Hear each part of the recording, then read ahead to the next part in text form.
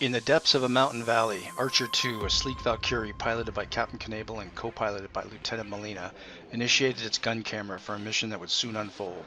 The cockpit's heads-up display flickered to life, a digital canvas of vital information and telemetry data. The casual demeanor of their base commander Voss during their mission briefing surprised both Knebel and Molina. That never happens. Their target was an old library. This sortie was a simple scorched world mission that suggested somebody way up in orbit expected this territory to fall, and Archer 2's job was to make sure nothing of value remained. It was stressed that there is no enemy contact expected, nor are there any friendlies in the area. As Knebel mentally went through his checklist, he was calm, borderline bored. Knebel's voice broke through the serene silence like nails on a chalkboard. Cockpit and telemetry recording active. Prepare for weapons-free authorization. Knebel continued down his checklist deftly, clicking the access code for this mission. TACnet, this is Archer 2 requesting authorization to commence combat operations. The TACnet voice governing their time in the sky today was normally authoritative, crisp, and commanding, but today there seemed to be just a hint of mirth. That's an old code, but it still checks out. You are weapons free. Knebel could hear Molina groan in the back. You'd think that after 40,000 years that joke would get old. Knebel smirked and quit back, but oddly it doesn't. Knebel punches his transmit button. Roger TACnet, Archer 2 is heading for initial point now. Knebel clicked the intercom to speak to Molina and commented tacitly. If everyone thinks this is a milk run enough to make jokes during our briefing and now on TACnet, that means this may really be a milk run. Prepare accordingly. Molina simply clicked her mic once as an acknowledgement. As Archer 2 cruised over the picturesque mountains, the HUD locked on to a distant object, the target hidden in the mountainous terrain. Knebel's voice confirmed. System locking on target, acquiring. The distant dot gradually revealed itself as an imposing castle/library nestled against the mountainside. The voice on the other end ordered a flyby before the impending combat, with Knebel appreciating the rare beauty of one of the few Imperial structures that retained its elegance. Executing a precision flyby prior to hitting their initial point, Archer 2's gun camera captured the majesty of the library. Knebel mumbled as he marveled at the beauty and acknowledged the imminent destruction, something he has seen and done too many times before. Knebel's orders cut through the atmosphere. TACnet, this is Archer 2. We are at our initial point. Archer 2 has control. Commencing package release. Flipping the intercom switch, he gave control to Molina. Mal, your pickle is hot. You have control of our bird. A single key press on the intercom meant she acknowledged. She was not a woman of many words while working. She watched the range counter dwindle down to 0, and after pressing the release button, Archer 2 jumped upwards, no longer burdened with the weight of their ordnance. A flick of the intercom, and Knebel heard Molina say for the gajillionth time in their missions together, 7 seconds to impact. As the library filled the view screen, an unexpected alarm blared on the HUD. The camera auto-zoomed to the library bell ringing, an auditory cue to an unwelcome sight. A friendly standing near the tower's bell. The friendly IFF sound whistled annoyingly. Panic surged through the cockpit towards both Molina and Knebel. The IFF signal was reconciled as an Adeptus Mechanicus call sign. Knebel's head exploded with thoughts in a split second. AdMech IFF, library, research, AdMech far from home. That meant only one thing, STC. Someone thinks there's an STC in that building. Aborting the mission post-package release meant only one thing, self-destruction of the ordnance. Molina didn't need to wait for Knebel's request. She heard the squawks and comms and knew what she had to do, and she frantically reached for the self-destruct button. She keyed her mic just as Archer 2 was rocked with turbulence. We'll see if we abort it in time. Huh, nice of them to give us a few seconds notice.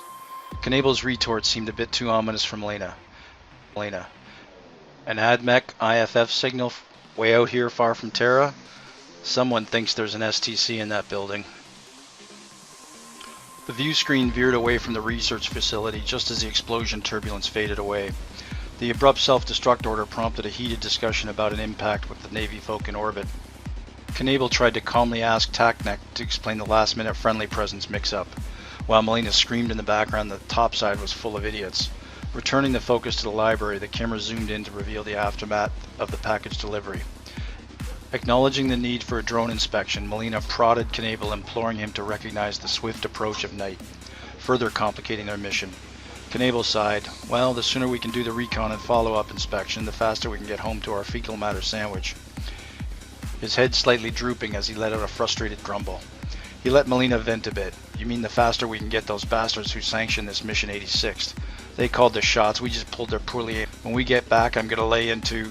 Melina trailed off as she saw the comm light shining from her headset and the reflection of the canopy go dark. Knebel had squelched her. She knew that was his way of letting her vent without breaking regulations. As twilight descended, Melina released the drone to capture the damaged library. TACnet confirmed the launch and recording of the drone, setting the stage for an inspection of the destruction. The drone circled the damaged area, revealing a library tower with its now silent bell. Knebel's concern was validated when TACnet identified it as a possible AdMech interested location, prompting Knebel to have additional worries about the consequences of their actions. Zooming in on the once again ringing bell, the camera focused on a silhouette and the cockpit filled with "Oh crap, oh crap" on repeat coming from some ground unit. Concerns arose about the presence of other friendlies, led to a discussion to inspect the damage up close. The drone entered the damaged area, offering a slow vertical pan of the destruction of the damaged wall. TACnet urged a closer look to assess the extent of the damage, revealing a surprising stroke of luck. Minimal damage to the library. STC, for freaking frack, you'd think they'd remembered where they put the dang things. Melina screamed before she remembered the mic was off.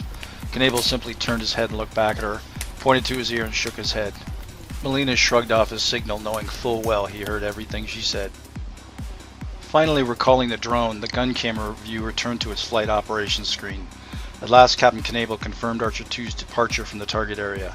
Amidst reflection of the mission's outcome, a sense of uncertainty permeated the cockpit. "Let's see how much crap we are in, Melina." "Can't be the worst we've ever been in," she coldly replied. As Archer 2 made its way back to base, the crew contemplated the unknown consequences of their actions, leaving the mission's true impact shrouded in uncertainty. With her best caustic tongue, Melina pointed out to Knebel that she pre-keyed the abort code into her panel only because their briefing insisted that there were no friendlies in the area. Knebel didn't have to point out to her that she just broke several Imperial Navy protocols.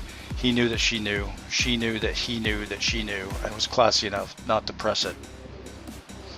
As Melina punched in the nav codes for FOB Conrad, their takeoff point, she felt some odd shuddering in their ship. Less than a split second later, alarms began blaring in the cockpit. Knebel quickly began scanning the readouts to find out what the problem was.